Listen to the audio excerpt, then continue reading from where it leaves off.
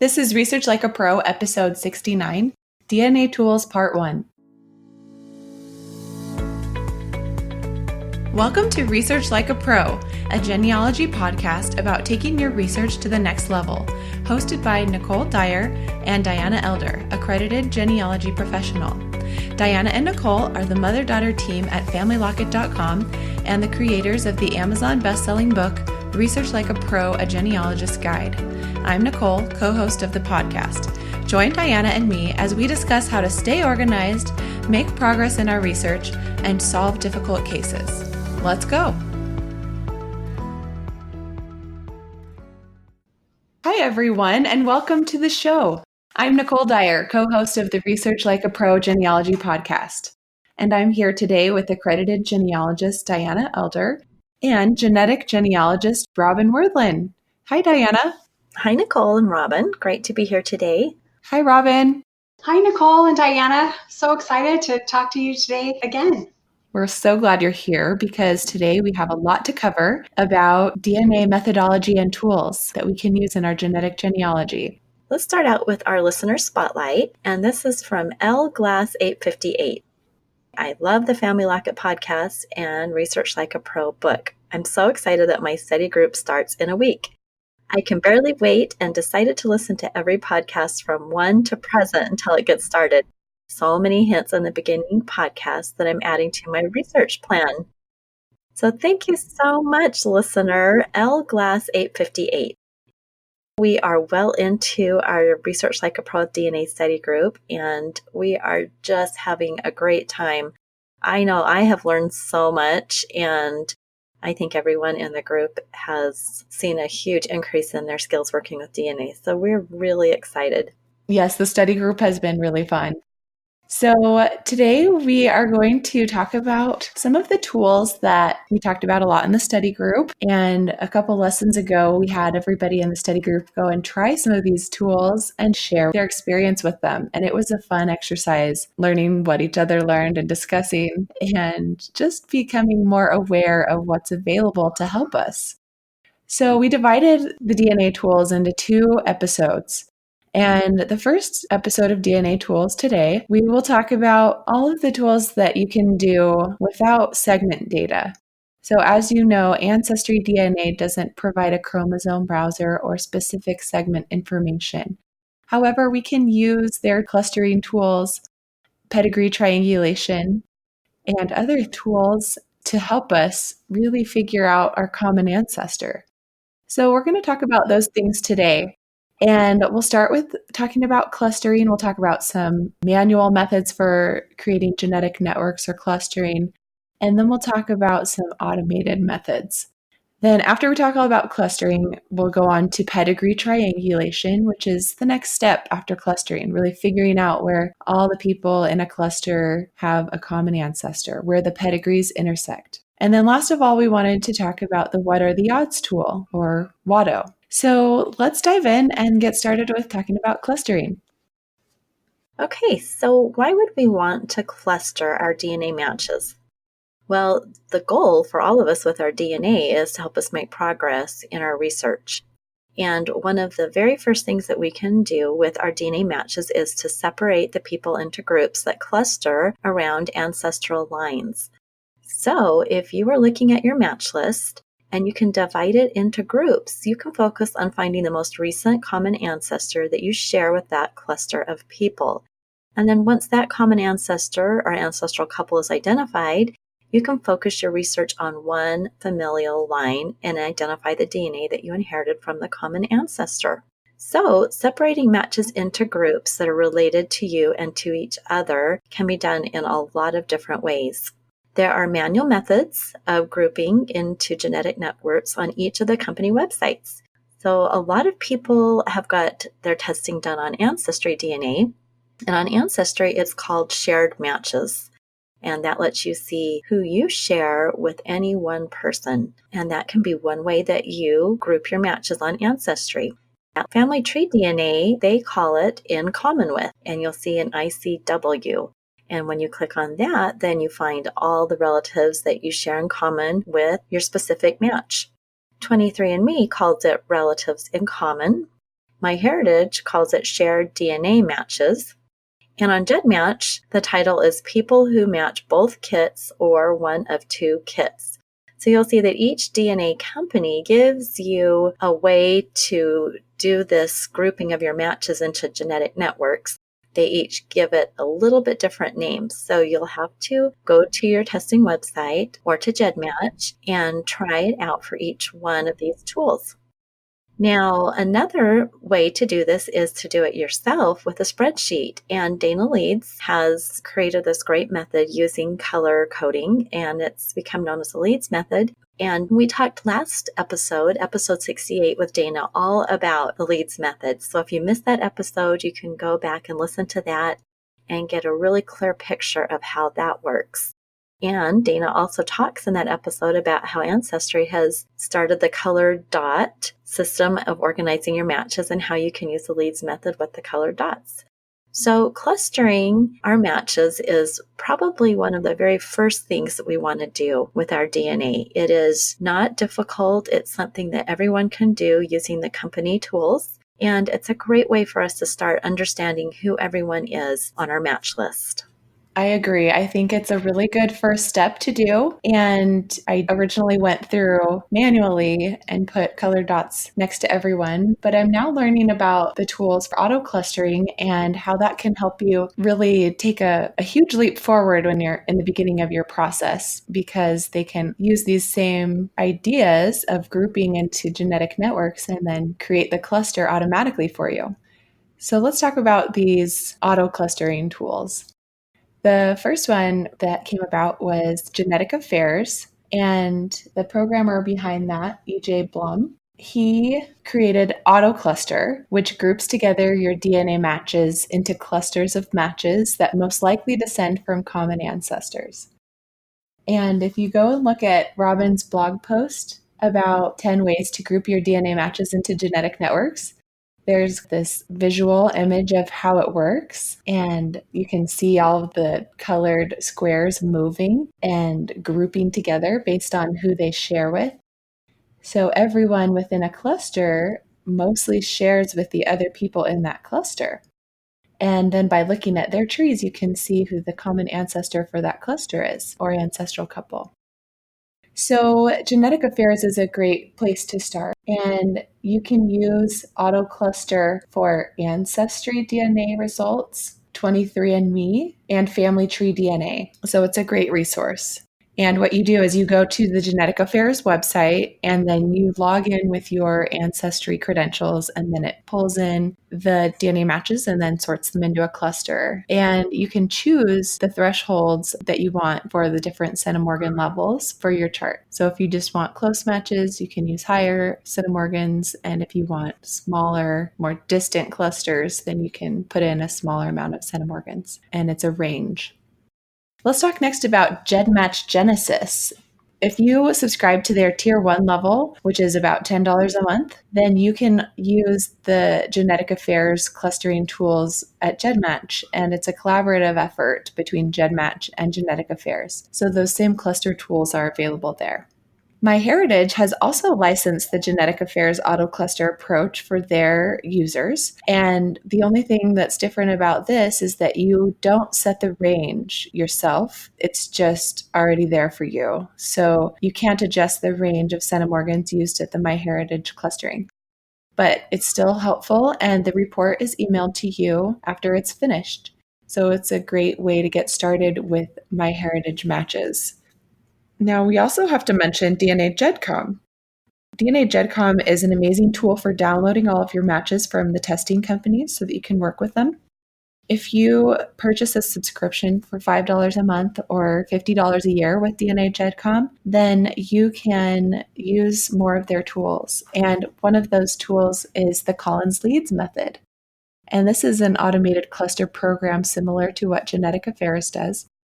And it uses the same method that we discussed in previous episode with Dana Leeds, with finding the shared matches, just like Genetic Affairs, and it groups them all together. If you've had problems with Genetic Affairs timing out because you have so many matches that it's trying to cluster, then you might want to try using DNA GEDCOM, although it takes a long time to download all of your matches from the company. After that's done, then you can run all kinds of reports using the Collins-Leeds clustering method, and it won't time out because it's hosted on your own computer. Yeah, if you want to use some more automated methods of grouping your DNA matches together, you can use network graphs from a variety of companies. First of all is connected DNA. It will help you visualize your matches in a picture that's really beautiful. So you order a file that shows a labeled network graph of your matches, and those matches are clustered into color groups. Shelley Crawford of Connected DNA can combine files for full siblings, close family members, or even extended family members.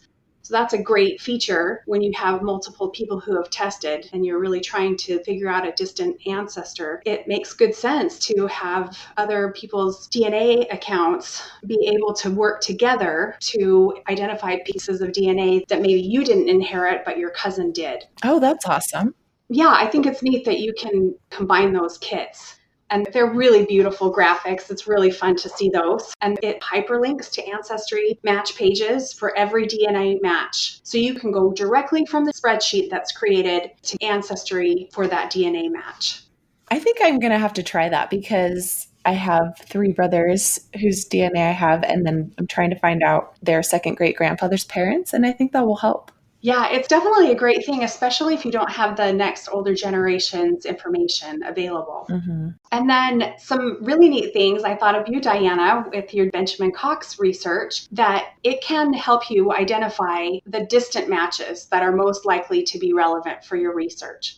So it basically clusters all these people who have taken a DNA test, and it shows that they match around the same family line and possibly on the same segment or area. Okay, so let me just make sure I understand that. So this is Connected DNA. This is a special third-party website. And so would I give them my Ancestry login? How does it work? Just walk me through that a little bit, because I do have 2 close cousins on that Benjamin Cox line that I have had them share their matches with me, but I would love to have something like this that puts it together in a file or a way that I can see everything between the 3 of us. Yeah, it's an amazing feature. I have not actually used this program, but I think it looks fabulous. Okay, so it sounds like I need to learn how to do it, and then write a blog post about it. And then we can have another podcast all about connected DNA, because I honestly have not tried this and I really can see a great use for it, just like with Nicole and her project. So I did not realize how valuable getting the shared DNA matches from your closer cousins would be in solving problems. My cousin has twice as many matches to my Benjamin Cox on through lines than I do. And they are greater in centimorgans. So I had really small segments. She's got larger segments. It's more valuable than my DNA. She's 1 generation closer. So I am starting to just envision how finding these cousins that can help us and then using their DNA, if they will allow us, using their shared matches, helps to really strengthen our DNA work. It really does strengthen it. I totally agree. Another thing that's really neat is that connected DNA identifies the people in that colored cluster that all share a same ancestral line. So I think that's a neat feature. I haven't seen that before, where the exact DNA match is listed in the cluster. I was looking at the website for Connected DNA, and it looks like what you have to do is provide her with the match and in common with CSV data files for each profile you want to use. And it says down below that you can download it yourself using the DNA GEDCOM client. So it sounds like you just download that with DNA GEDCOM and then send it to her, and then she creates the PDF for you. That's a real bonus, because then you're not sharing your Ancestry username and password, and that keeps it more private. It's a great idea. Another do-it-yourself program is at dnadna.uk, and it can help you visualize your DNA match relationships easily and quickly. It infers the likely relationships and then shows them in a cluster that looks like fireworks or constellations. And it uses Gephi, an open source software that helps you create graphs and visualize your data. And then another one is rootsfinder.com. This program is a comprehensive family tree research and DNA program that helps you connect DNA results with people in your family tree. And you can also import triangulation data from gedmatch.com to visualize relationship clusters. Wow. So I am kind of excited to try some of these other programs.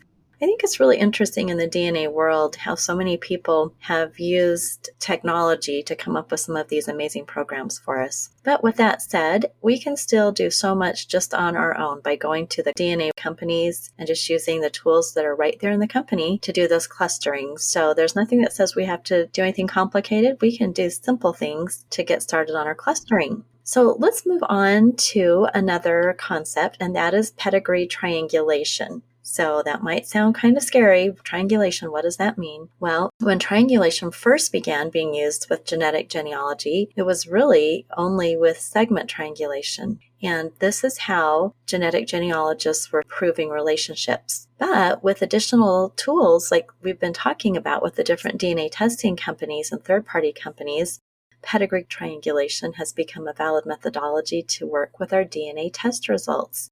It is something we can use to solve our brick walls if we can't get to segment triangulation. We are going to be talking all about segment triangulation in our next episode. So for this one, we're just going to do pedigree triangulation. So here I'm going to do a little visualization with everyone listening. So imagine a triangle. The bottom leg of the triangle represents a DNA match between person A and person B. Both inherited a piece of DNA from a common ancestor who's at the top of the triangle. Those two legs coming down from the common ancestor connects to the two people, and it represents the pedigree lines back to the ancestor. Depending on how close the DNA match, the lines back may be just a generation or two, or they could go back several generations. So again, the triangle has at the top the common ancestor, and then the bottom 2 points would be probably you and one of your DNA matches. So it's just triangulation, two people back to their shared ancestor. That's a good way to visualize it, Diana. I know some people who are new to DNA are wondering how they can get the DNA of their ancestor that died generations ago. And really, that's not what we're doing. We're taking other people who are alive today and seeing what kind of DNA we match and how much, and then figuring out which ancestor we inherited that from. And so you just work with living people. And this great concept of pedigree triangulation is that process of determining a group of people that share DNA from a common ancestor. And all those people that share that common ancestor, those are a genetic network. That's another key term that is used frequently in genetic genealogy. So the original method involves comparing the family trees of people in your DNA match list. And then you hit shared matches or in common with in family tree DNA. And it helps separate those people into familial groups that are either on your maternal side or your paternal side.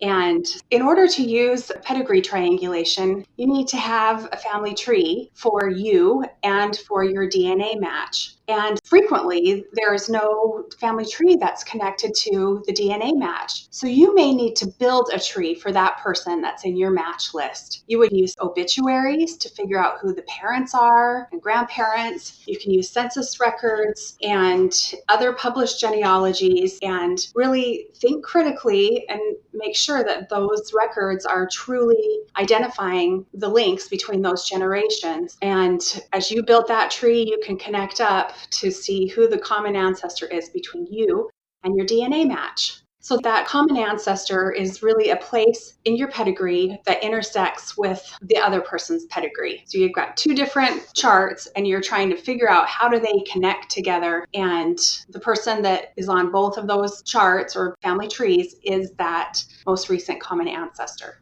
I love that word intersects. I think that really helps visualize how this is all working. And let me just illustrate a little bit with my Benjamin Cox project that I'm currently working on. I've talked a little bit about him, I think, in past episodes, but he is my proposed, hypothesized, however you want to say it, third great-grandfather. And actually, no, he's the parent of my third great-grandmother, Rachel Cox, so he'd be my fourth great-grandfather. And with the paper trail, I've linked him and Rachel together because they were in the same county in Texas, the same time, and she fit into the censuses pre-1850. Everything seemed to line up, but I didn't have anything that specifically said she was his daughter. And when I contacted another genealogist years ago, she said, oh no, she's not in the family. And so it put me off a little bit. I thought, well, maybe I'm looking at this wrong.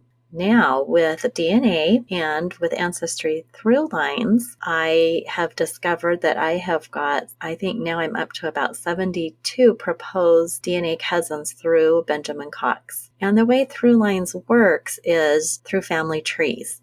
So Ancestry is taking user-created family trees and then seeing if I have any matches through DNA to any of those people.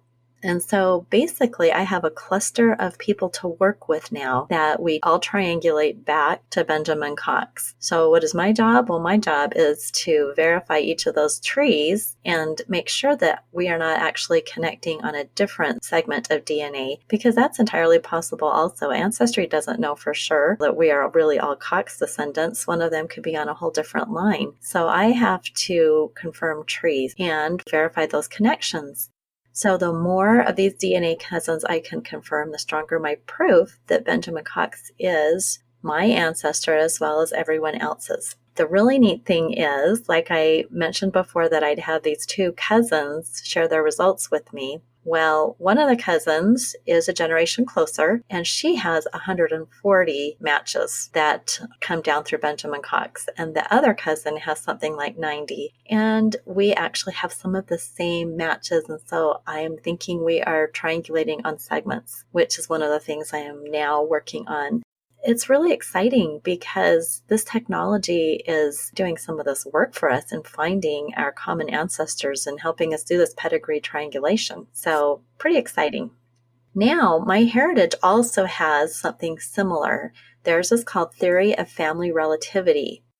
And so the technology there is also based on user-submitted family trees, and it will also suggest the most recent common ancestor and show a proposed line back to that ancestor from both you and your DNA match. So in that one, I currently have 44 suggestions for common ancestors, different trees that match up. And I'm doing a surname search for my Schultz line. Rachel Cox married a Schultz. And I'm finding some additional matches on MyHeritage that are also showing some good connections, some good pedigree triangulation. So I think it's really exciting that the DNA companies are helping us with some of this triangulation that, quite honestly, I don't know if I ever would have figured out because I have thousands of matches. And these matches are smaller segments because they are fourth cousins or beyond. And it would have taken me a lot of work to find them. So if you haven't looked at through lines or the theory of relativity, go take a look and realize that you do have to do the work to verify the trees and the matches, but they've tried to help us out. So it's pretty cool. That is really cool. I love that you're making so many discoveries on our family history. Good job. Well, what about people who don't have a family tree? How can they do any kind of pedigree triangulation? Well, that's what we're going to talk about next, a tool called What Are the Odds, or WATO, which can help with descendancy tree triangulation, which may not really be a thing. I think I just made that up.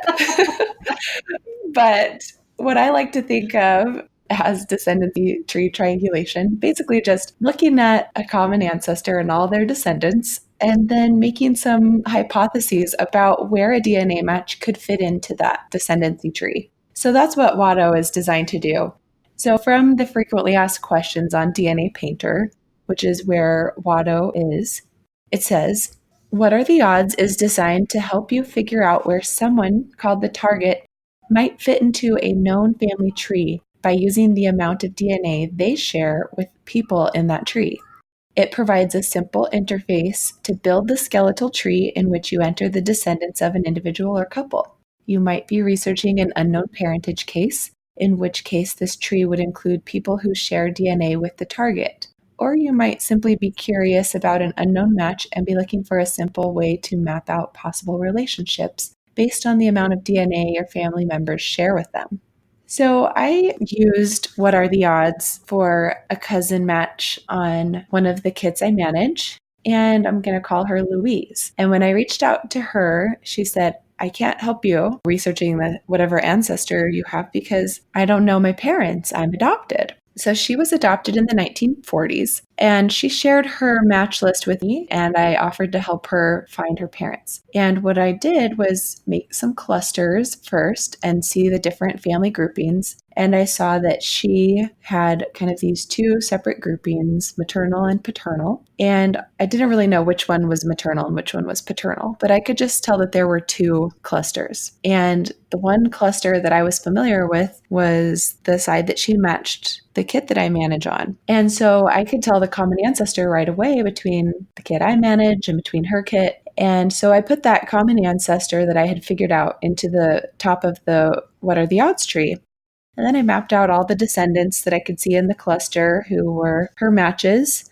And then I started making hypotheses about where she could fit into the descendancy tree.